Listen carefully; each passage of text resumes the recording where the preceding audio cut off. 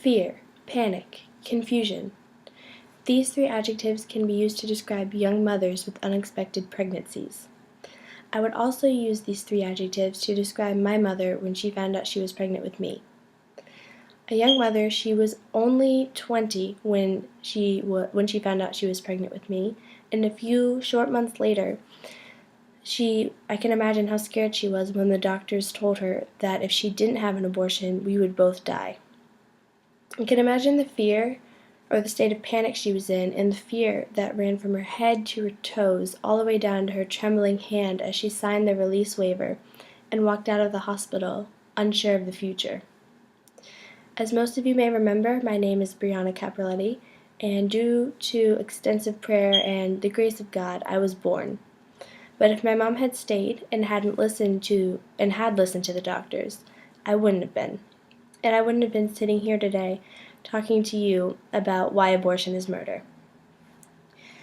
Today I want to give a brief history on abortion and then move on to the pro-choice argument and take a look at the 7 characteristics of life and how they are present at around the time most babies are aborted. So let's begin with Roe v. Wade. Roe v. Wade is a case that took place in the 1960s in Texas. Before this case, abortions were illegal unless the mother was going to die because of the pregnancy, which forced most women to do what is called black market abortions, which they were performed outside of a hospital, but usually they would perform it on themselves or somebody else would. It was basically just performing an abortion without a doctor. Jane Roe, who was expecting a child, went to the court and stated that forcing her to have her child contradicted the right to privacy. And the court used the same reasoning as a similar case in Connecticut, and the outcome was no state could restrict abortions, the outcome was that she was allowed to have her abortion, and eventually it got to the point where no state could restrict abortions during the first 3 months. Now, abortions became very popular after Roe v. Wade and really haven't stopped since. But to answer the question, is abortion murder, we must first answer the question, is the unborn baby alive while it's in the womb? Pro-choicers would argue no because of 2 main reasons. 1, they think it's just a blob of tissue and therefore not alive, and 2, because it's not conscious, and therefore it can't think or feel pain or even dream. But let's take a look at how science defines life and the 7 characteristics of a living thing. So, science defines life as a distinctive characteristic of a living thing from a dead thing. Specific characteristics include being able to grow, respond, and metabolize, but the 7 characteristics of life are being made of cells, being able to adapt or respond to your surroundings or environment, being able to grow, develop, and having the need to use energy.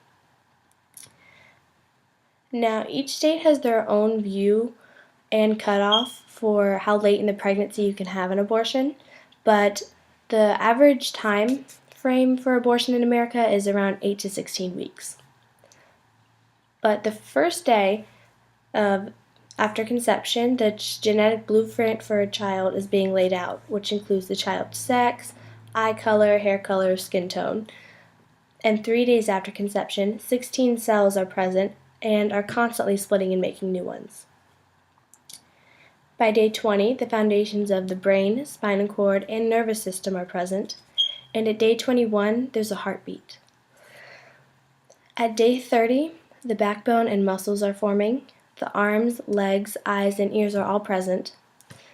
At day 40, brain waves can be detected, and at week 6, the liver takes over blood production, muscles and organs move, and the mother misses her second period, confirming that she's pregnant. At week 7, the baby moves, and the jaw is formed.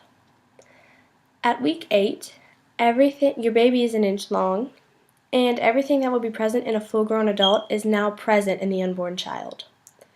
40 muscle sets begin to operate, and the baby responds to touch, although it can't be felt yet. At week 9, it's been proven that the child can feel pain, and at week 16, the unborn child has organs functioning completely. It's breathing, swallowing, digesting, and even dreaming. What do you think it dreams about? Maybe about its mom, or its future, or maybe what it'll look like when it's born. Referring back to the 7 characteristics of a living thing, the first one was being made of cells. And while we are all made of cells, 16 of them are present at day 3, plus they split and make new ones all the time. Being able to adapt and respond to their surroundings. At week 8, the baby responds to touch. Growing is another characteristic of a living thing. And the baby is always growing, and by week 8, it's already 1 inch long. Being able to develop. The baby is always developing, and at day 21, the heart is developed enough to beat.